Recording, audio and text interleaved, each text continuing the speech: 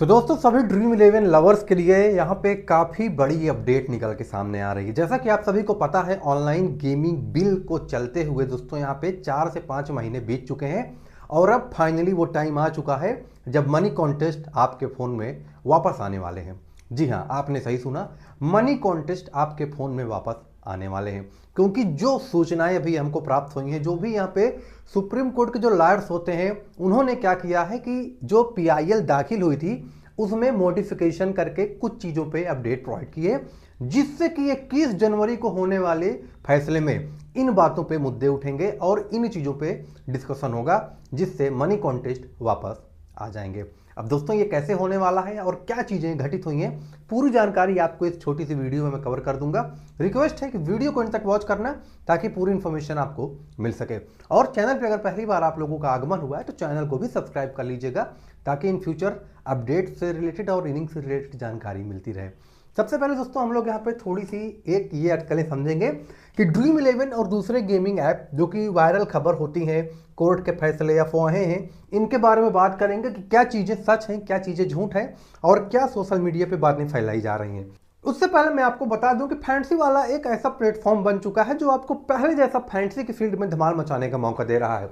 इनके पास real players हैं, instant deposit and withdraw का ऑप्शन है, किसी प्रकार के एक्स्ट्रा चार्जेस नहीं, सिक्योर ट्रस्टेड प्लेटफॉर्म, 10% की life time affiliation income plus 24/7 यहाँ पे सपोर्ट मिल रहा है और लगभग सारे मैचेस, सारे कॉन्टेस्ट यहाँ पे आपको देखने को मिलते हैं और वो भी पूरी तरीके से सेफ एंड सिक्योर। तो किस बात की देरी कर रहे हैं, इसी वीडियो की डिस्क्रिप्शन पे हमने लिंक दी है फैंसी वाला की। जिन लोगों ने अभी तक जाके फैंसी वाला नहीं डाउनलोड किया है, लिंक पे टाइप करो, रजिस्टर करो और खेलना शुरू कर दो। ठीक है, आइए बात करते हैं यहाँ पे हम लोग कि ये खबर इतनी महत्वपूर्ण क्यों है। दोस्तों ड्रीम इलेवन हो, एमपीएल हो, माई इलेवन सर्कल हो, जूपी लूडो हो, इन जैसे जितने भी प्लेटफॉर्म हैं, इनका यूजर बेस बहुत बड़ा है। टैक्सेशंस, गेम प्ले, पैसों को लेके लेन देन, कोई भी कानूनी फैसले सीधे तौर पे करोड़ों यूजर्स को अफेक्ट करते हैं।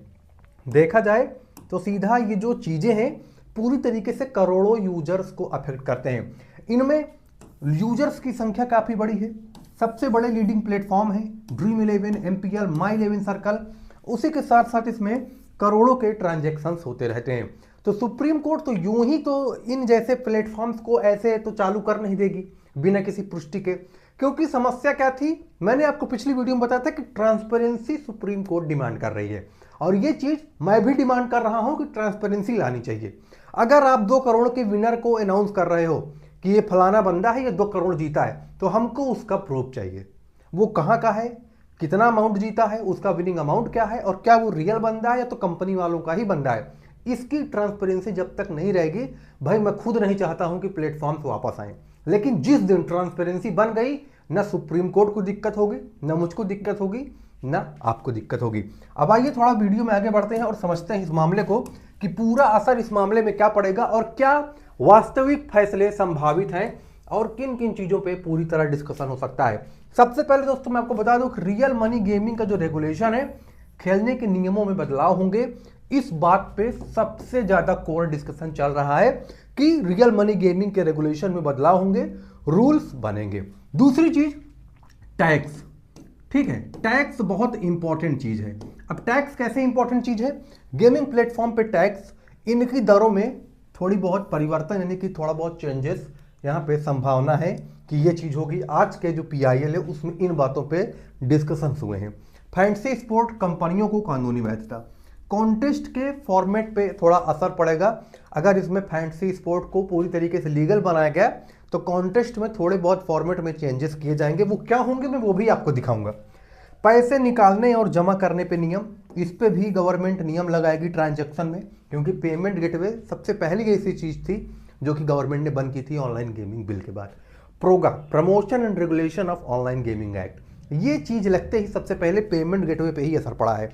वेरिफिकेशन और कंप्लायंस, केवाईसी और यूजर वेरिफिकेशन की जरूरतें पे सुप्रीम कोर्ट काफी ज्यादा जद्दोजहद कर रहा है। वो चाहता है कि यूजर्स की सिक्योरिटी बनी रहे और उसी लेवल से हम चीजों को सही तरीके से ट्रांसपेरेंट कर दें पूरा गेमिंग इकोसिस्टम।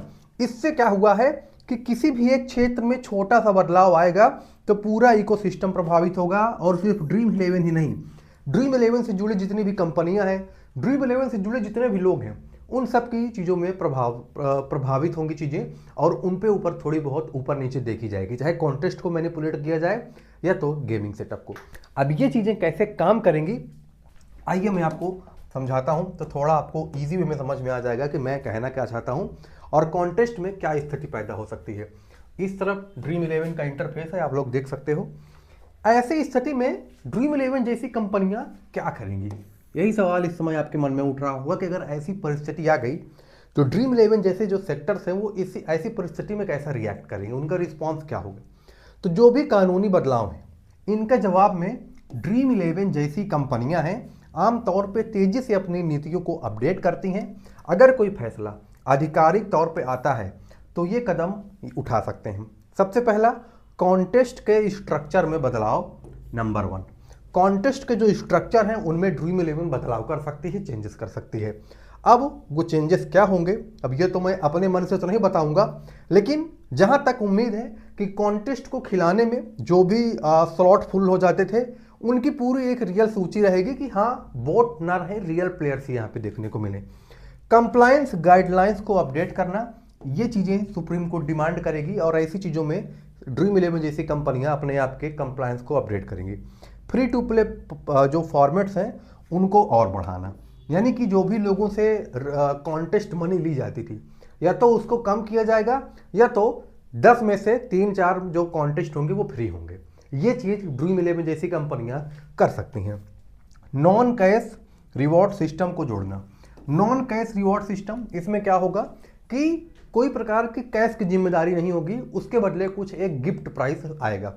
ये चीज़ ड्रीम 11 पहले भी कर चुकी है, लेकिन अगर मनी कॉन्टेस्ट आएंगे तो उनको फ्री टू प्ले कॉन्सेप्ट पे 2-3 कॉन्टेस्ट भी रखने पड़ेंगे और कुछ पेड कॉन्टेस्ट भी रखने पड़ेंगे, ताकि यूजर के पास ऑप्शन रहे कि वो कौन सा वाला खेलना चाहता है।